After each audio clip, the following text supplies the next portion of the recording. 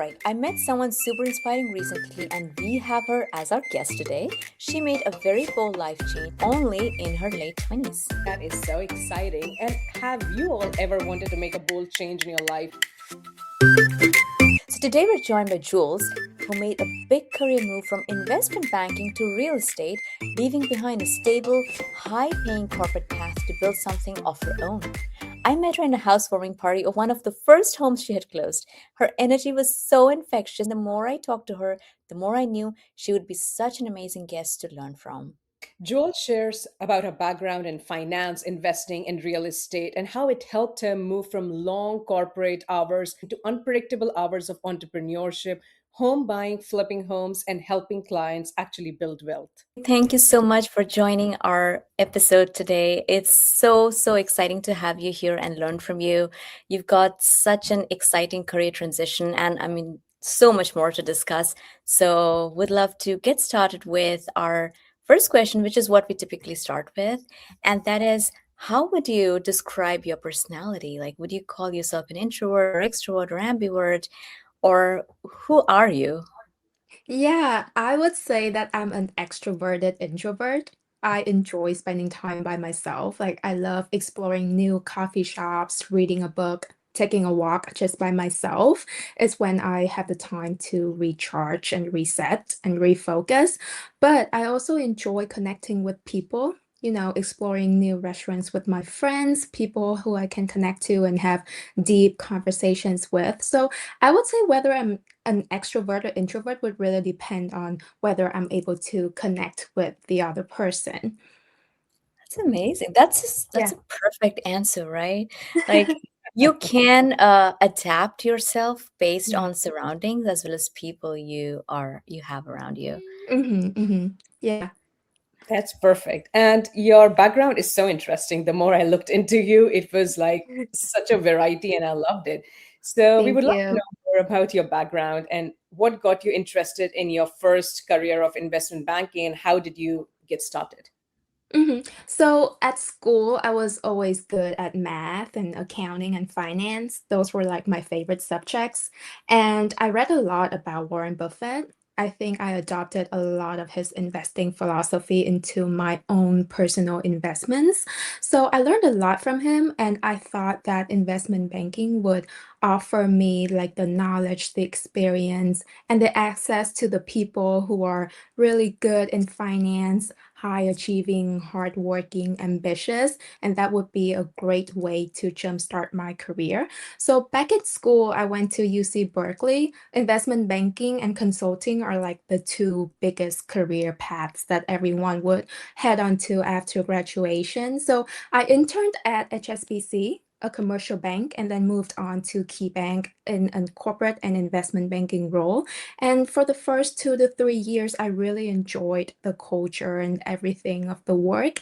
And it gave me a lot of the knowledge and the experience that I still carried on today in my personal investments and also my real estate job. So I was really grateful about everything I learned from investment banking. Oh, that's amazing. And was this the career that you had always envisioned for yourself? For the first 2 to 3 years in investment banking, yes. I thought that the career offered me financial security, stability, and prestige, right? So I always thought that being an analyst, getting promoted to associate, vice president, and eventually managing director would be the path that I would follow. And for the next 20, 30 years, I would be a banker. So I would say that the switch to real estate happened probably around my fifth year in banking. All right. So you did talk about you made a switch. So was there a specific moment, like a change in interest, a wake up call that made you think, oh, I need to try something different? And was that when you actually move into real estate? So I would say there wasn't any one dramatic moment. It was more so of like a collection of small realizations that was accumulating over time. So I started investing in real estate in 2024. I bought a few rental properties and I started flipping real estate in 2025 with a business partner.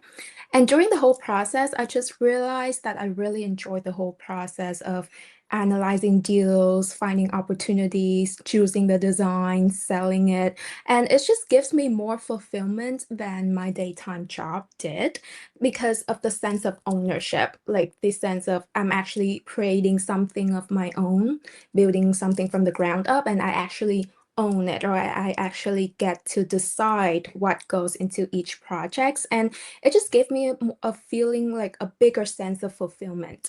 So I was wondering, hey, if I put all of the hours of my day job towards real estate, how far can I take my business or how far can I go?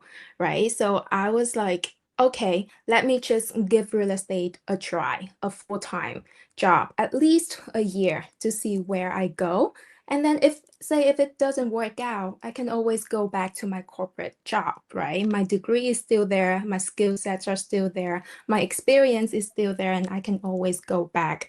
But if I don't try this now, I would never know if it's for me. So that's when I was like, let's take a leap, make a switch, and see how this plays out.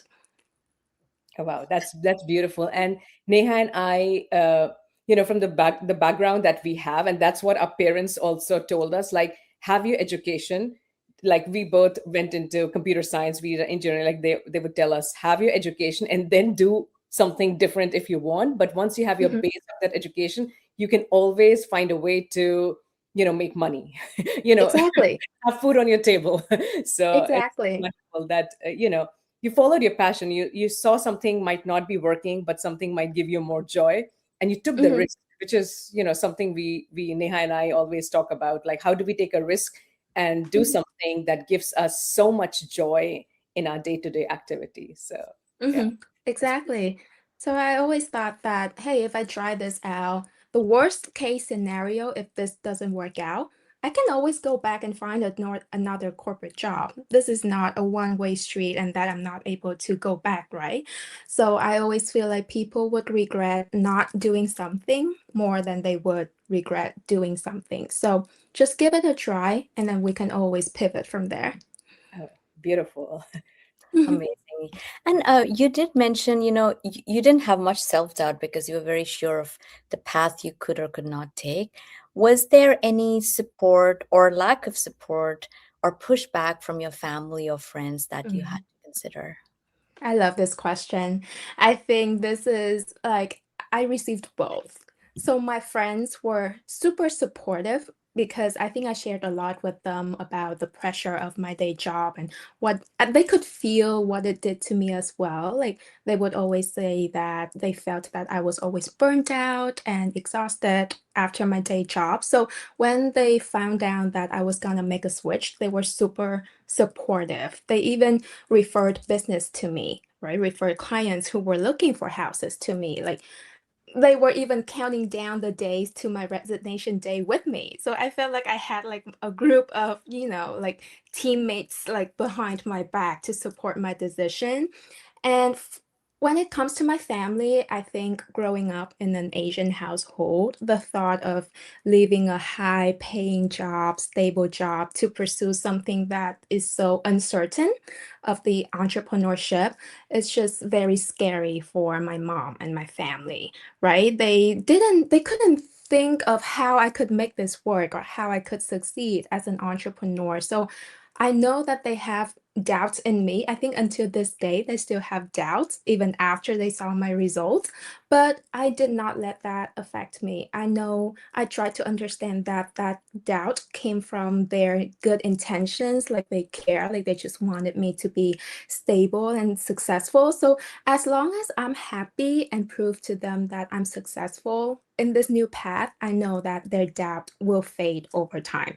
So I think those during these times, I lean on mostly my friends and my mentors in real estate because they're already doing what I'm trying to do now. So I use that as my support system to support me through this whole transition.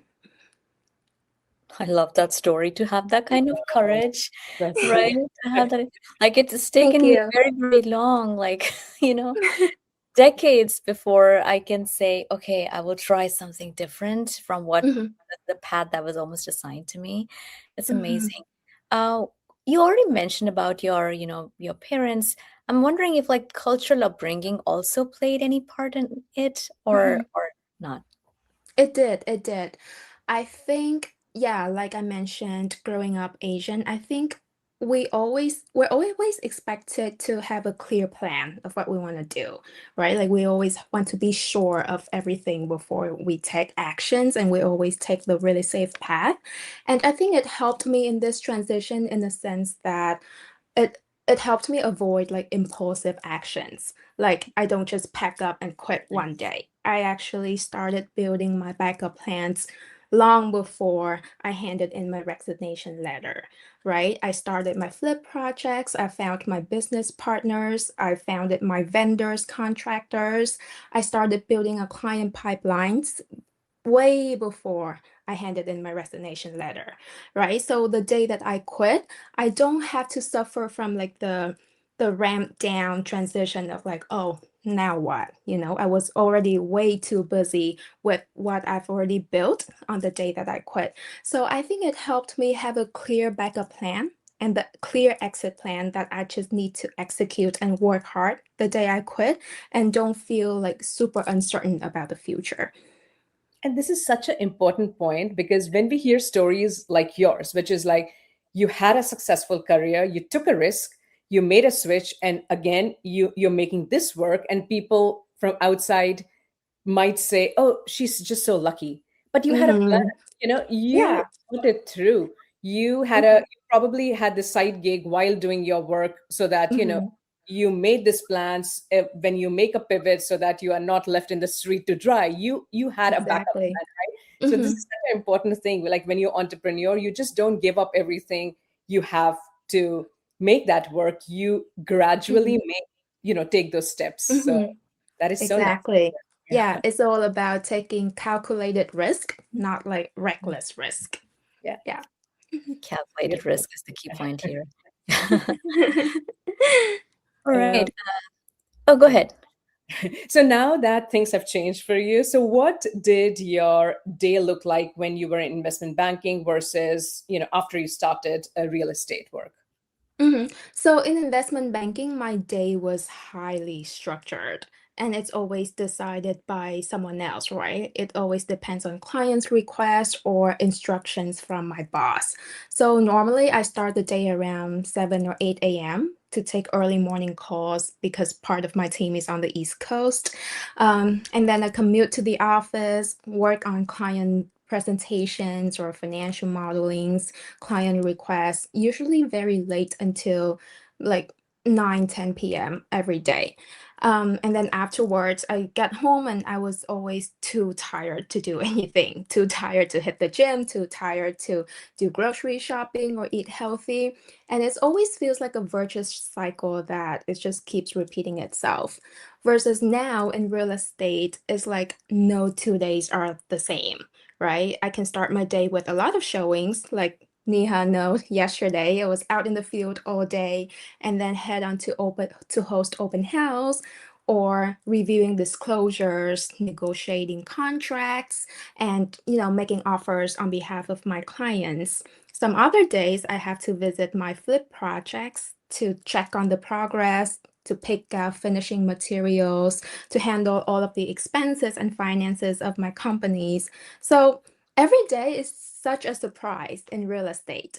But the good thing about it is I get to structure my day however I see fit and how my energy feels that day, right? Some day I'm very motivated, I can do more, but some day I need to treat myself gently and realize that I have to slow down, and not push myself too much, which I never had a say back in investment banking.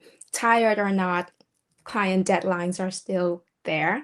That's what I appreciate most is that now I have the agency and the ownership of how I structure my day. Nice. You know what? I was watching your Instagram videos, and in one of the videos, you said something that resonated with me. And you said that in your previous career, you had this rapid feedback cycle in which you Yeah. got rapid feedback, and then that's Hmm. how you trained. But in Hmm. real estate, there's no concept of rapid feedback. It's all about patience and waiting, and that's has been like a biggest change that you had to deal with. Like How do Yeah, you how can you be patient, because some of the projects might never materialize, right? Some of them might be exactly. successful, some might not. So it is a very big, like, mental shift, Hmm. which is a big thing. And with Neha and I too, like, we are building this initiative, and Yeah. not everybody will connect to our initiative, right? Like, we have a certain audience who will be able to connect to us, listen to us, and we just have to make sure that the right audience connects to us and give us feedback. So we were able to Mhm. resonate with your that thought. Awesome. Yeah, I think that is like the biggest lesson that real estate taught me is that, and being an entrepreneur in general, right? Like you never know if the seeds that you're planting today will ever blossom or will it even like blossom within a week or when you need it, right? But you just have to trust the process and just keep planting those seeds, and you would not get rapid feedback like in investment banking. They would be like, okay, good job, looks good to me.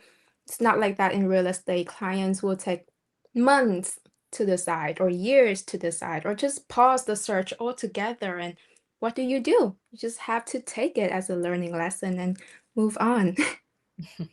Beautiful. Wow. There's so much patience required there. It's amazing. Mhm. Thank I was you. wondering, you mentioned the seeing the direct impact of your work over time is very thrilling. But also, and like when we work, like you said, 9 to 5 job in your case was 9 to 9 or 7 to 9, which Mm, is mm, yeah. very scary. So for now, how has your energy, your health shifted now that you control your day? Mhm. I love this question because whenever I hang out with my friends after I quit, the one thing that everyone told me was that your energy has gotten so much better after you quit. And it's like everyone noticed that about me, and I noticed that about myself too.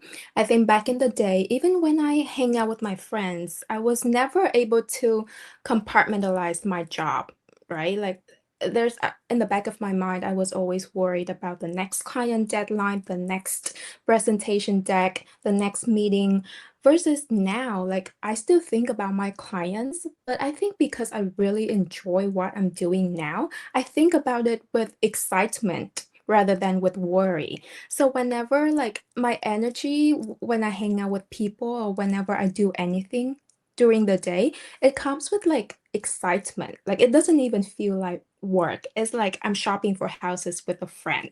It's like I'm doing this for myself. And I just noticed that how much a change that has had on my energy because when I do something I really genuinely enjoy, like it feeds my energy. Like the more I do it, the better I feel. And my health too, to your point. Like now I can have time to go to the gym. Now I have time to go grocery shopping to actually eat more healthily than I did back in the day, right? Back in the day, I would skip my gym days after days after days because I never had the time or the energy. Now I feel like I have all that time to reinvest back into my health, and that helps my health, my energy, and how I feel about how I approach everything on my day to day. So that is the biggest change that this switch has made for me. Oh, makes me feel so happy, like so happy for you, so Thank happy you. for you. Able to take control of your health and your body. I Hmm. mean, what is more important than that? It's amazing. Hmm. Health is wealth. Health Health is is wealth. Our dad says that, and we always remember health is wealth. Yeah, health yeah. is wealth. Once you're sick, nothing really makes sense. You cannot focus on any task if you're internally, mentally, and physically not feeling well, right? So right Exactly. now you are the master of your own destiny. Like, you are creating your own hours, you're doing your own thing. So Hmm. you're glowing. So Thank you. Yeah. and were there any resources that helped you with this transition? Books, mentors, communities? I love this because I think during the time when I made the decision to quit, I read Rich Dad Poor Dad for a second time. I think the first time I read it was when I was really young, when I was in high school. So I know it was a good book, but I didn't resonate with it as much. But versus when I was thinking of quitting and building something of my own, that book felt like it was speaking directly to me. You know, how Robert unpacks the power of ownership and entrepreneurship, and he unpacks the mentality of why the mentality that keeps most people in the corporate job versus the entrepreneur's mindset. And in order for me to differentiate that and realize how important entrepreneurship is to building wealth, I was like, this decision may seem scary at the moment, but for the long term, this would be the best decision for me. So I think Rich Dad Poor Dad is the highly recommended book that I would encourage everyone to go and read. And my second resources is my mentors in real estate. I met my business partner on my flip projects. She's also a realtor. She's been a realtor for almost 3 years now. And she gave me a lot of guidance and a lot of insights into what it actually looks like to be an agent. I think without her and her guidance, I would not have had the courage or the clear guidance to, make the switch that quickly. Wow. So a great book, Rich Dad Poor Dad, and great mentorship. And did you say, like, did you reach out to this person to mentor you, or was it Mm-mm. a chance that, okay. It was like we had mutual friends, so we Mm. also connected through Instagram. So I was watching a lot of her videos about real estate, and I was like, wow, this girl is really knowledgeable about real estate. Like, let's connect sometimes. And she actually reached out to me first and say, let's grab brunch. And we just got along really well. And whenever I'm in the office late and I saw her enjoying her life as a realtor, I'm like, that is like my dream life. That is like my dream goal. And I should take a chance on myself and achieve that life. Like I shouldn't be stuck here in the office at 11 p.m. until this hours working. Yeah. I love how proactive you are. I mean, first of all, reading that book in high school itself shows you were so forward thinking. And then to read it, to your point, yeah, with time and age, the same words will impact us differently. And then you Mhm. reread and you understood it differently. And then you were proactive. Like chance and like I think chance and luck are, glamorized too much. You worked at it. You were probably looking for a mentor at the back of your mind, Mhm. and then when you saw this person, it clicked and you were able to get the support, which is, yeah, Yeah. very I think inspiring. everything happened at the right timing and everything happened for a reason, for sure. And you Sure. grabbed the opportunity too. Let's give you from Yeah. credit. Yeah, that's good. You were bold. Thank You you. grabbed that opportunity and you made it work. Like obviously, I'm pretty sure there might have been downsides to it, and there might Mhm. have been moments which were not going as you planned. But you Of hustled to course. your wins, so that's beautiful. Yeah. Thank you. Thank you. I was wondering, I know you said you just moved into real estate. Could you share a few successful moments in your work? And it could be, emotional moments or actual successful paths that you took. For sure. I recently closed a transaction for this client. She reached out to me on Facebook after I made a post about the California Dream for All program. So she didn't end up getting that down payment assistance, but the good thing is that she and her husband have already had like a strong financial position to be ready for a home. But she had been shopping around for houses for over a year now with multiple different agents and nothing worked out. And even the loan process, I think she was rejected because of some factor that the lender looked at.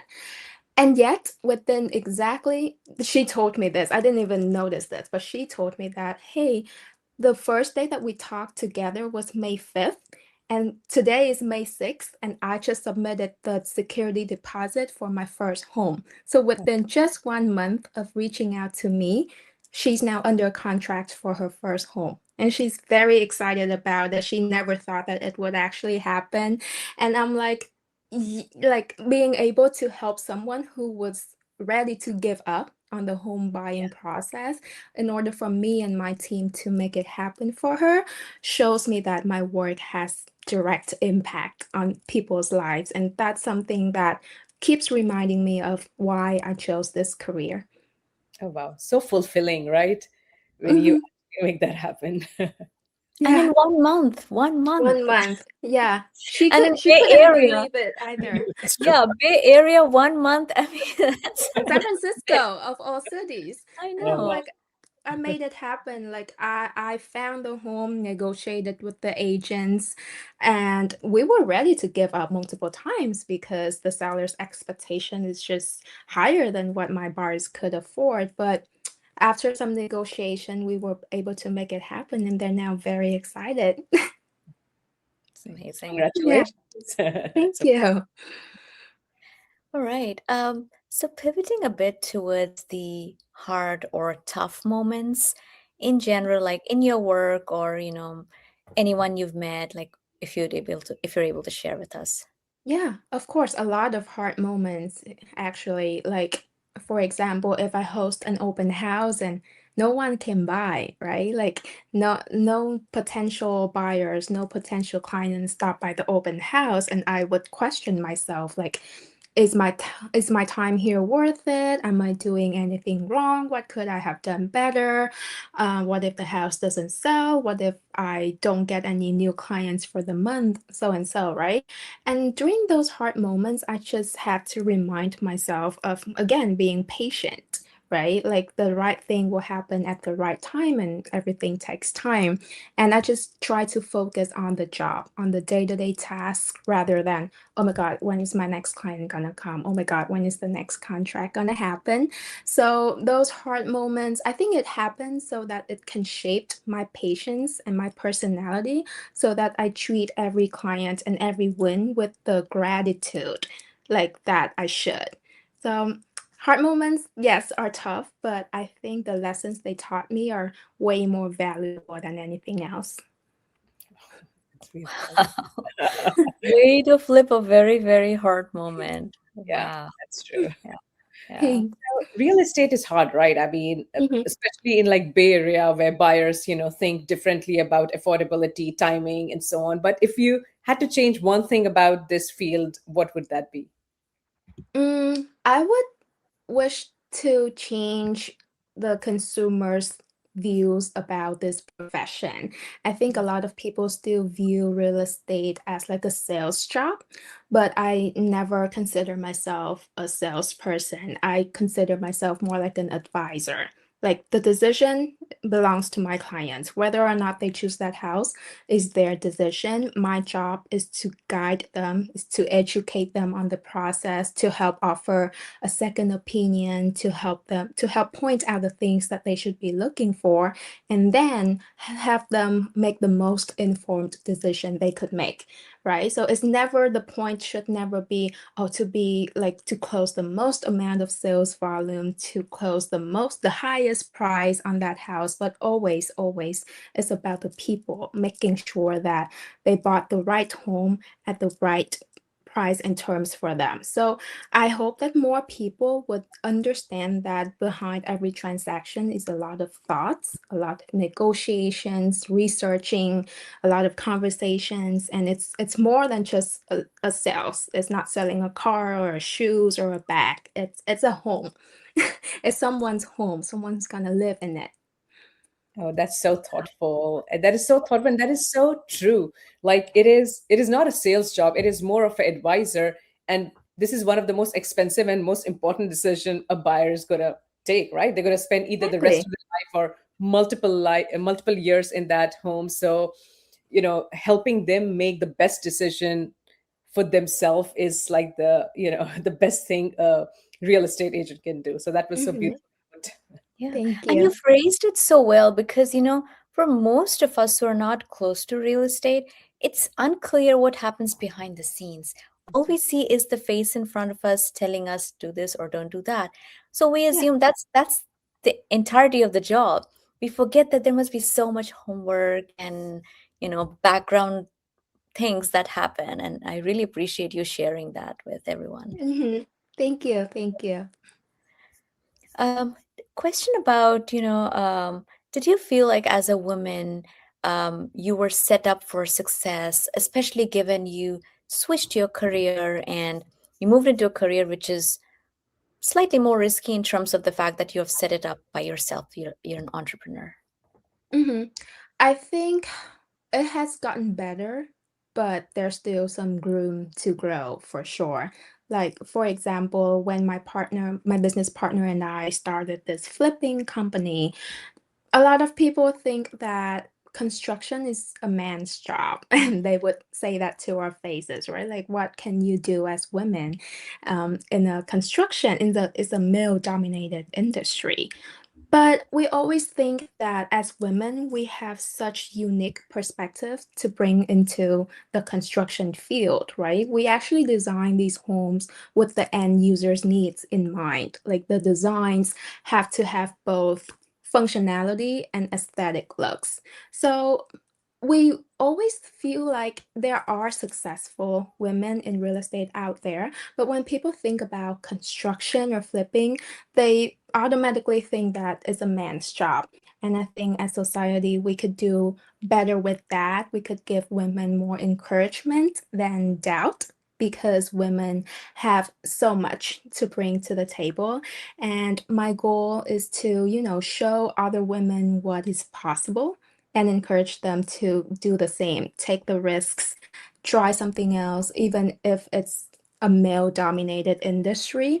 And we can do better. We can do something different. We can bring something very unique to the industry. So do not let the society's doubts like prevent you from trying. So amazing, amazing. Because I was thinking about like how Nidhi and I work in the technology industry, which is another area where it's more or less male dominated, especially at a Mhm. leadership position. And Yeah. it can feel hard, but there are so many ways you can push boundaries and you can show what you are really bringing to the table, and Mhm. that is something that helps you push forward. Because what happens in a specific gender dominated area is that the other point of view is lost. And so Exactly. understanding that you need all kinds of diverse points of views is so important. Yeah. Mhm. And representation Exactly. matters. Like that's why you are building your own community. You are bringing the representation so that the younger women or girls, ladies who wants to get in this, they can see you Mhm. and learn something. So yeah, Mhm. so that topic of community, what role has community played in your journey? Like, did you find other people going through this, or were you Mhm. doing this alone for a while? I did. Like lucky for me, I did. My mentor actually invited me to a lot of events in real estate for me to hang out around other agents, other flippers, other investors way longer, way before I made the decision to quit, right? So I was able to see firsthand, not just some people from YouTube speaking about it, but real people in real life actually doing what I was trying to do and hear firsthand like the struggles that they went through, right? It's all not everyone will just succeed all the way in their journey. They all have obstacles that they don't talk about on their YouTube channel. So in order to hear that makes me realize that struggles are normal. As long as you keep working hard and finding the right partners to do it with, like anything is possible. So having that community, I think, proved to me firsthand what is possible and give me the courage to try it because hey, if they can do it, I could probably do it too, rather than not having a role model to show me what's possible. Oh, that positivity is so good. And I was reading or listening to somebody yesterday who said, if you believe you can do it, there's a higher chance you can do it than if you. Exactly. Yeah. That I is why I love tell that. Neha that I manifest. She always makes fun of me. Whenever I say when I want something, I manifest it. I tell my husband too. He was looking for something. It's like in your mind, envision how that would look like, right? In Exactly. try like if you want a new job, like visualize yourself working in that company. And I Mhm, just believe that somehow world brings you closer to that when you mhm. try to visualize it, manifest it. Yeah. Exactly. My mentor always told me, hey, if you want to be a top producer, imagine that you're already a top producer. How would you say it? How would you present yourself? How would you show up? Act like a top producer before you became a top producer is how you become a top producer. She always says that. Mhm. Yeah, Exactly. Like this, our Chocolate and Spice Talk initiative, we started about like actually exactly a year back. It was June last year. really. And yeah, and I remember like when I went to that, housewarming party where I met with you, I'm like, I was talking to you and I was listening to him like, oh my gosh, if only we could get her, in one of our episodes, because you exude that energy and you exude that, desire to make a difference. And that was Mhm, very palpable when I was talking to you. And I'm like, I have to connect with this person. I have to learn from this person. And that's been the goal of our initiative. Like, how can we learn more and also take everybody else along that journey so they can learn from that collective wisdom and experience? mhm, mhm, Yeah. exactly. I think people need to have more role models that they can look up Yes. to and they could believe that it's possible.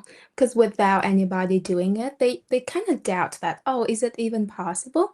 So I think having a community like what you're building right now, right here, is actually amazing. Like people need real stories from real people like this to encourage them. That's so awesome. Yeah. All right. One last question for you about just the takeaway for our listeners and our audiences.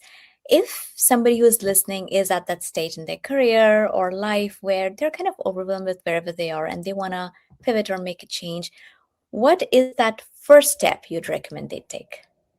I would say start it as a side project, start it as a side gig. Take the first few steps towards, building what you want to build. Talk to people who are already doing what you are trying to do and take those first few steps. See if you enjoy the journey. Like that's the most important. See if you actually enjoy doing that.